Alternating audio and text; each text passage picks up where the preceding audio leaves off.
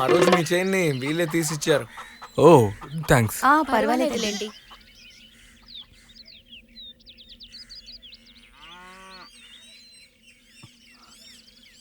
అల్లుళ్ళు మీకు దిష్టి తగులుతుంది, రండి ఇంటికి వెళ్దాం. బాయ్. రండి అల్లుళ్ళు వెళ్దాం. అరే, ఒక్క నిమిషం ఆగండి. అంకుల్, రండి అల్లుళ్ళు వెళ్దాం. తర్వాత మనం వాళ్ళు అరే, చూస్తున్నారేంటి? చెప్పండి. ఒక్క నిమిషం అంకుల్.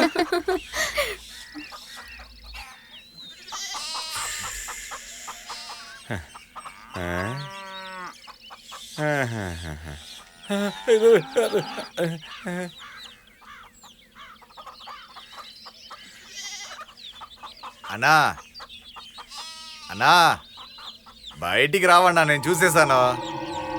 ఏంటన్నా నువ్వు సొంత బంధం కావాలని మీ ఇంటికి వస్తే వెళ్ళి దాక్కుంటున్నావు. ఏమయ్యా ఎండ ఎక్కువగా ఉందా, అందుకని గబుకు లోపలికి వెళ్ళిపోయాను. ఏంటన్నా నువ్వు ఎండకి వానకి తట్టుకునే టేకి చెట్టన్నా మనము, ఎందుకన్నా కప్పుకున్నావు?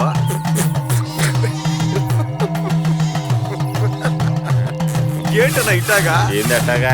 అన్నా నిన్న వరకు బాగానే ఉన్నావు కదా. ఇప్పుడు మాత్రం ఏంటి 10 ఏళ్ళలో బిచ్చం ఎత్తుకుంటున్నానా? బాగానే ఉన్నానుగా. అది కాదన్నా, నిన్నటి వరకు తల మీద అంత బొచ్చు ఉండేది కదా, కాలేజ్ కురలా తిరిగేవాడివి. ఇప్పుడేంటన్నా గుడ్డు కొట్టుకుని మరీ కామెడీలా కనిపిస్తున్నావు. అవునరా, పోను పోను నువ్వే మంచి పేరు తెచ్చుకునే వాళ్ళ ఉన్నావు. గుండ్రా చూడరా, గుండ్రా చూడు, చూడరా, చెప్పు చెప్పరా. గుచ్చుతుందానా?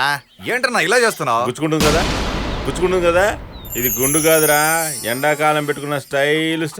ఇప్పుడు నాకు అర్థమైంది ఎందుకు మా అన్న ఎప్పుడు తిడుతూ ఉంటాడని. రేయ్, వీరుడి గురించేరా ఎప్పుడు అందరూ అనుకునేది. ఈ రోజు వీరుడి గురించి మీ అన్న తలుచుకుంటున్నాడు. నీతో ఇలా మాట్లాడుతుంటే మేము కూడా నీలాగానే గుండు కొట్టించుకొని తిరగాల్సిందే. పదండ్రా వెళ్దాం. రేయ్, ఎల్రా ఎల్రా ఎల్రా ఎల్లు.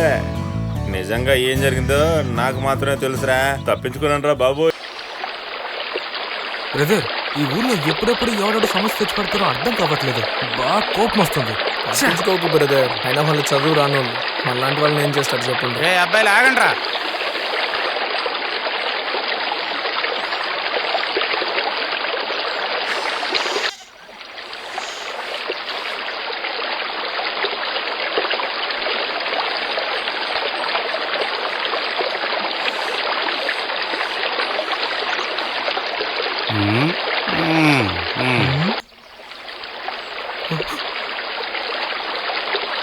ఏ కుర్రాళ్ళారా, మా మామ మీకు పిల్లనిస్తానని చెప్పాడంటగా.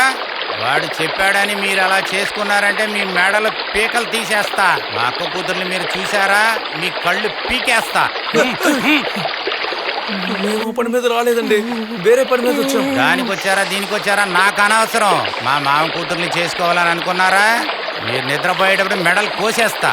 జాగ్రత్తగా ఉండండి.